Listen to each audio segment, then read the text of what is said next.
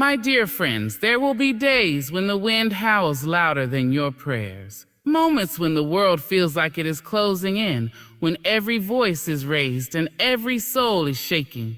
In those moments, the question is not whether the storm will pass, it always does. The question is, will you be able to stand still within it? You see, calmness is not the absence of noise. It is the discipline to find your melody in the middle of the chaos. It is not found by accident, nor is it inherited. You train your mind to stay calm. Like a sculptor with stone, you shape it every day. With your thoughts, your choices, your silence. Calm mind is not blind to difficulty. It's because calm is not where you are. It's who you are choosing to be. You must learn to be still, even when the ground beneath you trembles. For in that stillness, you will hear truth whispering. You are not your circumstance. You are not your fear. You are the keeper of your peace. There is immense power in restraint, in the pause before the reaction, in the breath before the answer. That space, that breath, is sacred. It is where clarity is born. It is where transformation begins. And the one who learns to live there, in that space between impulse and action, becomes untouchable. You do not calm your mind by avoiding life. You calm it by walking through life as a student of grace. Every moment of discomfort is an invitation to return to yourself, to anchor yourself in breath, in stillness, in wisdom. And when you answer that invitation, you start to change. You start to rise. A calm mind is dangerous to fear. It can look into the fire and not flinch. It can walk into the unknown and not shrink. It doesn't deny the presence of storms. It simply knows that the soul was made to sail. You must speak peace over yourself daily. Don't wait for the world to offer it. Don't expect others to hand it to you. Train your thoughts to follow peace, to obey your higher self. Let your mind be a garden where stillness blooms even in drought. Even when others shout, let your silence be louder. Even when they run, walk. Even when they strike, stay centered. You are not here to be tossed around by every wind, by every word, by every worry. You are here to rise like dawn, quiet but unstoppable. And when the next storm comes, and it will, you will not crumble. You will not beg the winds to stop. You will simply stand still because your strength was never in the calm around you. It was always in the calm within you. So train your mind every single day, not to escape the storm, but to become the eye of it. Would you like a conclusion for this speech or formatting for video voiceover use? Stillness is a skill, not a reaction. It does not arrive in the mail one morning with a ribbon tied around it. It does not fall from the sky or appear in the middle of a noisy crowd like a sudden miracle. Stillness is cultivated. It is chosen. It is practiced in the quiet hours, in the lonely places, in the moments no one claps for. Stillness is not something you stumble upon by accident. It is something you grow into with intention. Many people confuse stillness with silence, but the two are not the same. Silence can be forced. It can come from fear, from intimidation, from suppression. But stillness, that is different. Stillness comes from power. It is the deep breath you take before speaking truth. It is the pause before reaction, the wisdom that waits while emotion demands. Stillness is an act of defiance against the chaos that calls you to act without thinking, to move without purpose, to speak without clarity. Stillness is forged in discomfort. You learn it not when everything is calm, but when everything is coming undone. You don't become still when life hands you comfort. You become still when life hands you confusion, pain, betrayal, and grief, and you decide not to let them control you. That decision, made repeatedly, becomes your power. That decision, made quietly, teaches your soul how to remain centered when the world spins. To train your mind in stillness, you must unlearn the habits of panic. The mind wants to move fast. It wants to solve, escape, defend, retaliate. But not every situation needs your immediate reaction. Not every word deserves an answer. Not every problem must be wrestled with right away.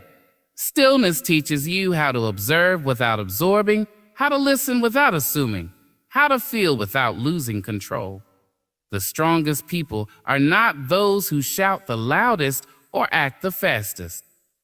The strongest are those who know how to wait, who know how to sit with discomfort without collapsing, who know how to be patient with their own anger, their own sadness, their own fear, until those emotions no longer hold them hostage. That is stillness. It is emotional maturity dressed in quietness. Stillness is also deeply connected to awareness. You cannot be still unless you are awake to what is happening inside you. That means knowing when your heart is racing and your mind is spiraling. That means noticing the urge to respond out of ego or pain. It takes honesty. It takes humility. Because to be still, you must recognize that not everything needs your energy. You must be willing to say, I will not act until my peace leads me. You may be surrounded by people who live in constant noise, whose lives are filled with rushing, reacting, proving. Don't let their movement distract you from your stillness. You were not made to compete with chaos. You were made to carry peace. Let others race, you keep your rhythm.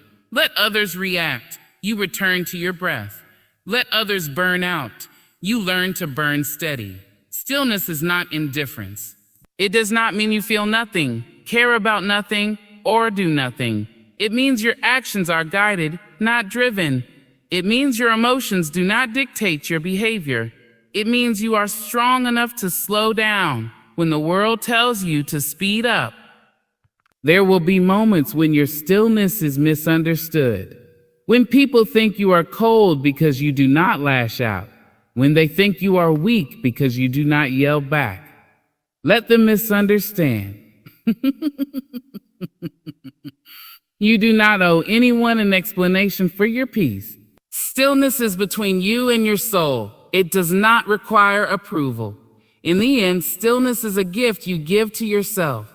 It is how you return to your center after the world tries to pull you in 1,000 directions. It is how you protect your clarity, your sanity, your energy. And like all meaningful gifts, it must be earned through daily practice, through choosing not to react, through learning how to sit, breathe, and wait. Train your mind to be still, not because the world is calm, but because you refuse to be controlled by its noise. Let your stillness be your strength. Let it be your home. Let it be the place you return to again and again until it becomes not just something you practice, but something you are. You cannot control the storm, but you can control yourself. That truth is not meant to defeat you. It is meant to empower you. The storm will come. That much is certain. In one way or another, every soul on this earth will feel the winds of hardship, the rains of uncertainty, and the thunder of fear. Life does not ask for permission to shake your world, but in the center of it all, you hold something more powerful than the storm itself, your own response. There is a great freedom that comes when you finally stop trying to control everything around you. You stop pleading with the sky to be blue again. You stop screaming at the waves to stop crashing. Instead, you begin to anchor yourself. You begin to turn inward. You understand that the external will always be unpredictable, but your internal world is yours to master. This does not happen overnight. It takes time to train your mind not to spiral with the wind. It takes patience to teach your heart not to beat faster at every rumble of trouble. And yet, it is one of the most sacred journeys you will ever take. The journey of becoming unshakable, not because life is gentle, but because you are grounded. Storms reveal things. They show us what's been buried, what's been ignored, what's been weakly constructed. When the storm comes, it doesn't just shake your world. It reveals the foundation upon which your peace has been built. Is your peace dependent on everything going right? Or is it rooted in something deeper? Control is a seductive illusion. We want so badly to manage the outcomes, to bend people to our understanding, to predict the path. But life in all its mystery does not bow to our need for control. So, the wiser path is not to chase control, but to cultivate self-command. When you feel yourself wanting to force things, return to yourself. When you feel the urge to fix people or outcomes, return to yourself. Because that is where your real power lives, not in controlling life, but in responding to it with strength and grace. There will be moments when everything you planned falls apart, when the conversation goes wrong, when the opportunity slips through your fingers, when someone you love walks away. And in those moments, you will be tempted to panic, to chase, to demand. But hold steady. The storm is not a call for control. It is a call for calm. Not a call to change the sky, but to stand firm in your own skin, rooted in who you are, unmoved by the chaos. Self-control is not the absence of emotion, it is the presence of mastery. It is feeling everything deeply and still choosing to act with intention. It is anger that doesn't destroy. It is fear that doesn't paralyze. It is sadness that doesn't drown you. To control yourself is not to deny what you feel. It is to decide what leads. You must become the eye of your own storm, the calm center that watches the swirl without becoming it. This requires practice. It requires stillness. It requires you to pause and ask, what part of this do I actually control? More often than not, the answer will be your breath, your words, your attitude, your next step.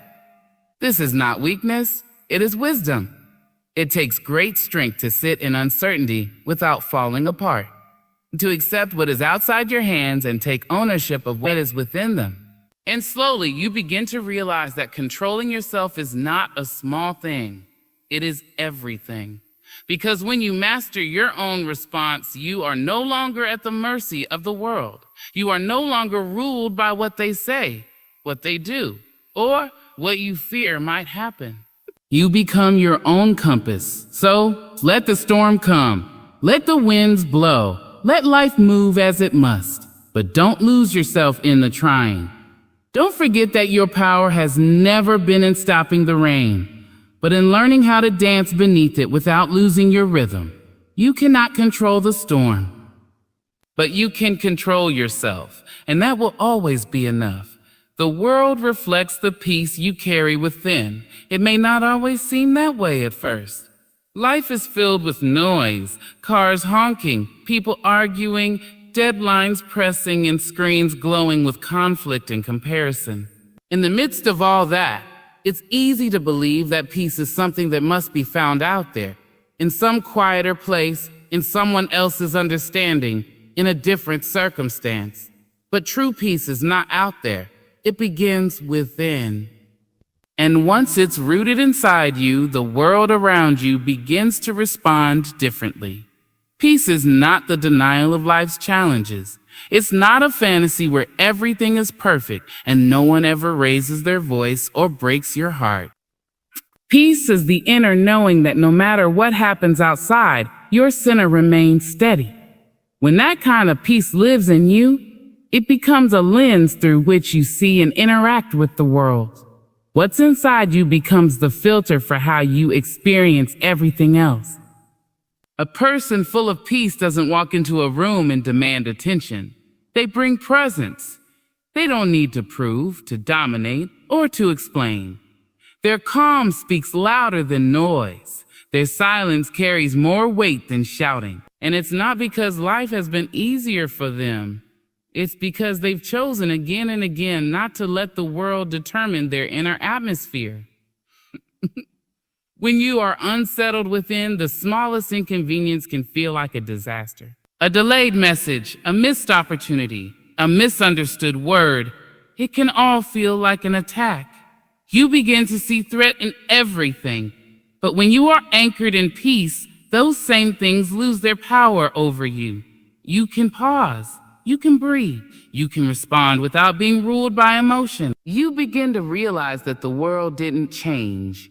You did. Your internal condition will always shape how you interpret what's happening around you. Two people can face the same situation.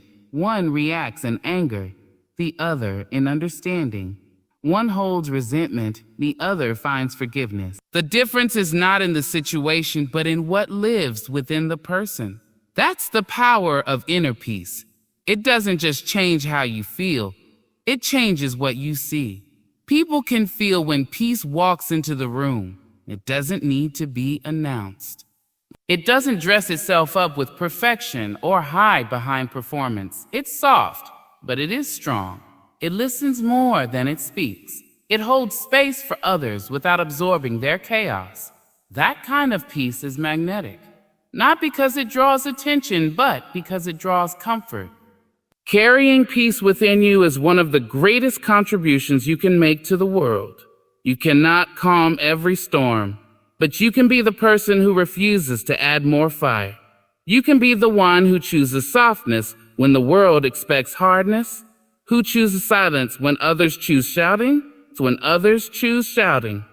who walks away not out of fear, but out of wisdom. This peace must be protected. It must be nurtured, prayed over, meditated on, practiced daily. Because the world will constantly try to pull you back into conflict, into fear, into judgment. But the more you return to your peace, the more natural it becomes. And slowly you begin to see that your surroundings mirror what you've built inside. People begin to respond to your energy. You create calmer conversations. You attract gentler souls. You build better boundaries. You live more intentionally. This is not magic. It is reflection. It is the simple but profound truth that when you carry peace within you, the world begins to respond in kind. That doesn't mean chaos disappears. It means you are no longer ruled by it. You are not asking the world to give you peace. You are bringing your own wherever you go. That is a kind of power no one can take from you. So if the world feels loud, turn inward. If it feels hostile, soften yourself. If everything feels out of control, return to your breath. Ian. And remember, the world is not just happening to you, it's also responding to you. Carry peace and you will find it mirrored back to you in the most unexpected places. Maybe not always in circumstances, but certainly in your strength, your clarity, and your grace. The world reflects the peace you carry within. So tend to it, water it, believe in it, and watch how everything around you begins to shift. There is a moment, often small and silent, that exists between the pressure and the response. It's that brief second when your heart races, your fists clench, your jaw tightens. You feel the weight of the world closing in, and you're tempted to explode, collapse, or run. But before you break, breathe. That single breath can save you. It is your anchor when everything threatens to drift. It is your reminder that you still have power, even when life feels out of control. Breathing is something we take for granted. We do it all day without noticing, yet it is the first thing that leaves us when stress arrives. Our breath shortens, our chest tightens. See, our body prepares for fight or flight, but in that very moment, what you need is not to fight and not to flee, but to return. Return to yourself. Return to your breath. Return to the space where clarity still lives beneath the noise. Beneath the noise. You see, breaking isn't always dramatic. Sometimes it's quiet, like giving up on yourself in small ways, losing your patience with someone you love, speaking words you can't take back, making a decision rooted in fear rather than wisdom.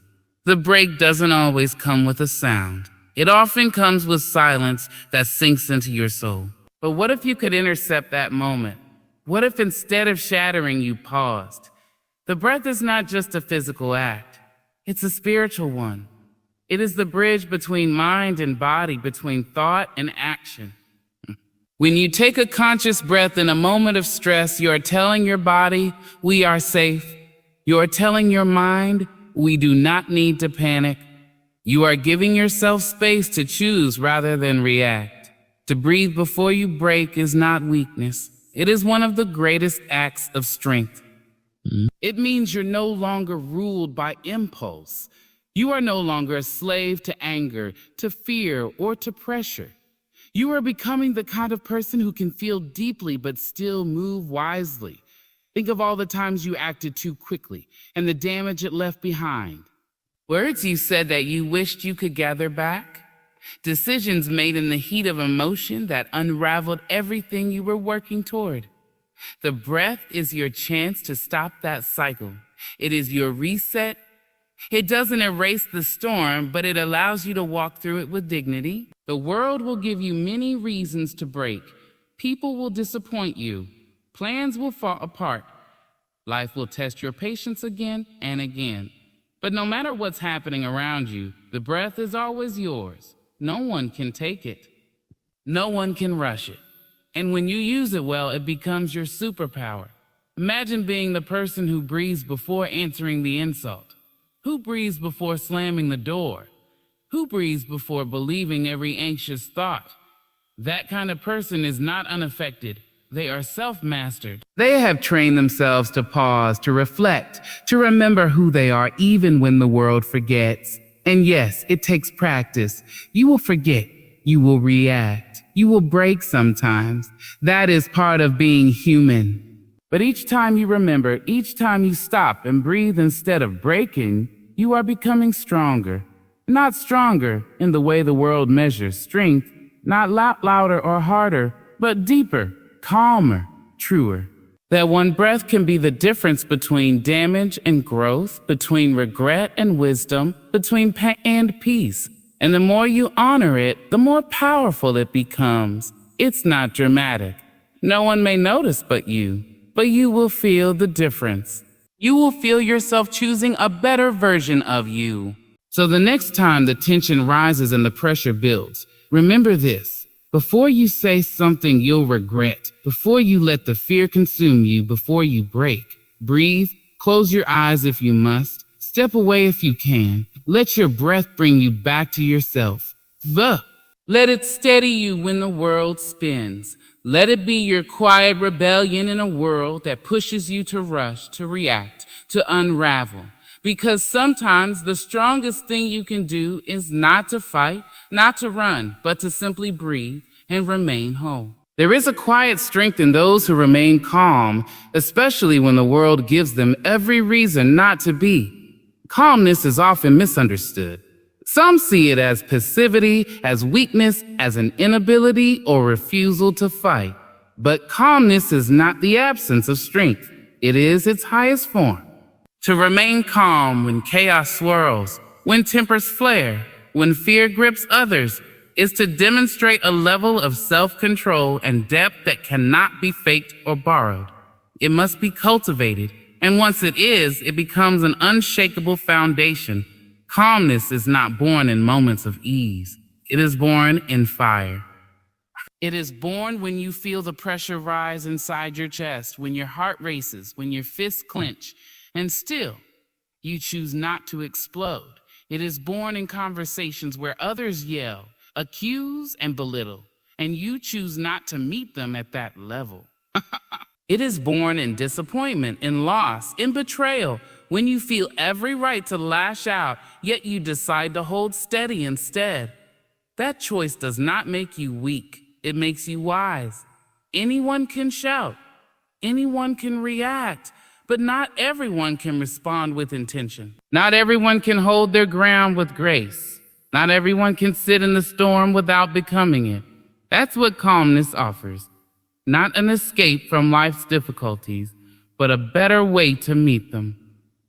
To be calm does not mean you are disconnected. It doesn't mean you lack passion or emotion. In fact, it means the opposite. It means you feel everything deeply, but you have learned to guide those feelings instead of being ruled by them.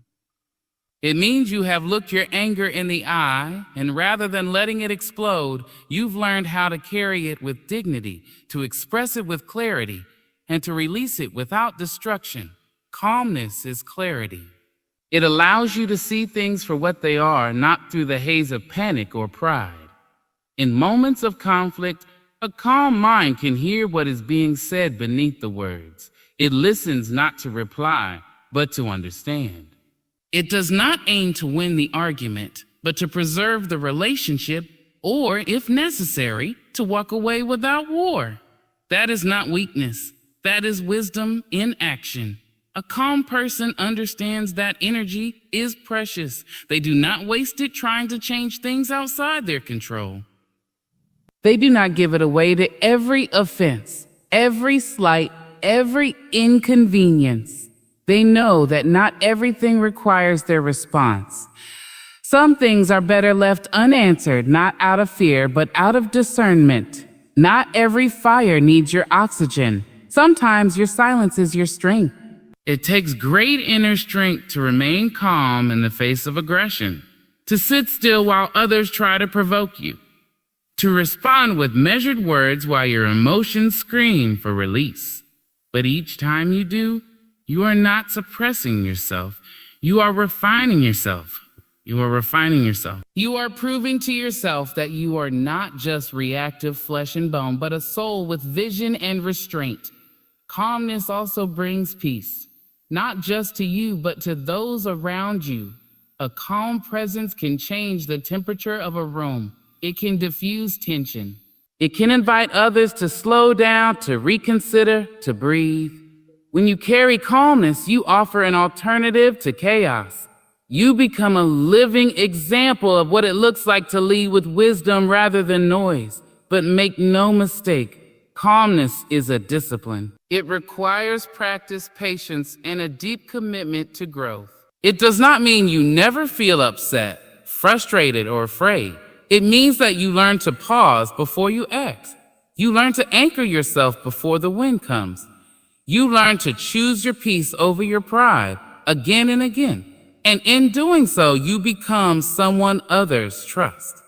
Someone they can count on to be steady when things fall apart. Someone who doesn't add fuel to the fire, but offers water. That kind of person may not always be the loudest or the most noticed, but they are often the wisest and the most remembered. Next time you are tempted to raise your voice, to slam a door, to let the chaos win, choose calm. Not because you are weak, but because you are strong enough not to need the last word. Choose calm because you understand that true power doesn't always roar. Sometimes it simply breathes and remains unmoved. A trained mind doesn't panic, it plans. When the unexpected strikes, when the news is bad, when the ground shakes beneath your feet, most people react. The pulse quickens, the breath shortens, and the thoughts spiral. That is the natural instinct, to panic, to fear, to imagine the worst. But a trained mind does not yield to that first wave of chaos. It pauses, it assesses, it prepares, it plans. Panic is instinctual. It comes from that ancient place inside us that once ran from wild animals and storms with no shelter in sight. It is a signal that something is wrong, something is uncertain. But in today's world, most of our crises are not physical threats. They are emotional, financial, relational, mental. And in those moments, panic serves no purpose. It clouds judgment, paralyzes reason, and magnifies fear. It does not protect. It does not solve. It scatters. But a trained mind knows the difference between urgency and emergency. It knows that not every loud moment requires a loud reaction. It has learned to stay quiet when the world demands a scream. It has practiced calm again and again, so that in the moments when calm is needed most, it can rise to the surface, steady and sharp. To reach that place, to train the mind, is not easy. It is a slow, deliberate journey. It begins with awareness, learning to watch your thoughts instead of immediately becoming them. It means noticing the story your mind tells in difficult situations. Do you jump to catastrophe? Do you blame others? Do you collapse into self-doubt? Training your mind begins with asking better questions. What can I control right now? What is the next best step? What does this situation require of me? not just emotionally, but logically. The trained mind separates feeling from fact. It allows emotion to exist without letting it lead. It listens to fear, but it does not obey it. And most importantly, it does not rush. Panic urges you to act immediately, often without thought. But a trained mind knows that time is a tool, not a trap. It buys space with silence. It breathes before it builds. It listens before it speaks. And in that space, a plan is born. Plans are not perfect. They do not guarantee success, but they provide structure. They give direction. When your world feels like it's spinning, a plan is a rope you can hold on to. It grounds you. It says, here is what I can do, rather than everything is falling apart. That shift from panic to planning is not just mental, it's transformational. It changes the energy you bring to your challenge. It turns you from a victim of your circumstances into a leader of your moment. And let it be known, a trained mind is not emotionless. It feels deeply. It may still cry, still ache, still stumble, but it recovers faster. It returns to center quicker. It knows how to find its footing even after a fall, because it has rehearsed the process. It has trained for the unexpected, not by predicting every outcome, but by strengthening the response. To train your mind is to prepare for life's inevitable storms. It's knowing that change will come, loss will arrive, and challenges will knock at your door. And when they do, you don't need to run. You don't need to hide. You need to think, to focus, to breathe, and then act. This training happens in small ways before the big moments ever arrive. It's built in your daily habits and how you speak to yourself when things go wrong. It's built in how you recover from mistakes, how you approach problems, how you handle pressure. And over time, you build a kind of mental muscle. The kind that doesn't flinch when life gets heavy. The kind that doesn't panic. A trained mind may not know all the answers, but it knows how to seek them.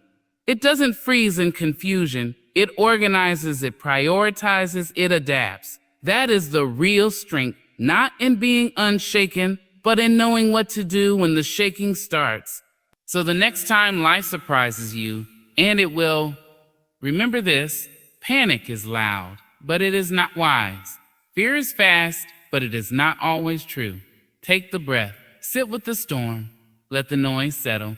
Then build your plan one clear thought at a time. You were not made to crumble. You were made to lead yourself through. A trained mind doesn't panic. It plans, and that is how you rise. Calmness is not something we stumble upon in moments of ease.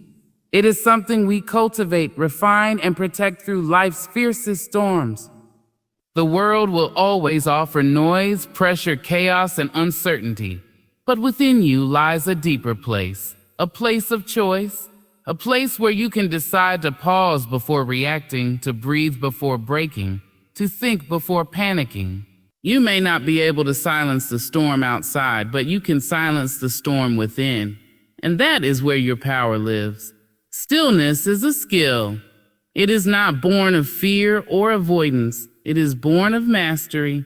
It is a commitment to yourself, a decision to protect your energy, your clarity, and your peace. You cannot control what the world throws your way, but you can control how you meet it. And that makes all the difference. Carry peace within you, and the world will begin to mirror that strength. Train your mind to stay calm, not because everything will go right, but because you are strong enough to stay centered when it doesn't. Be the stillness in the storm. Be the quiet in the noise. And most of all, remember this, your calm is not weakness, it is your wisdom, it is your power, and it is your path forward.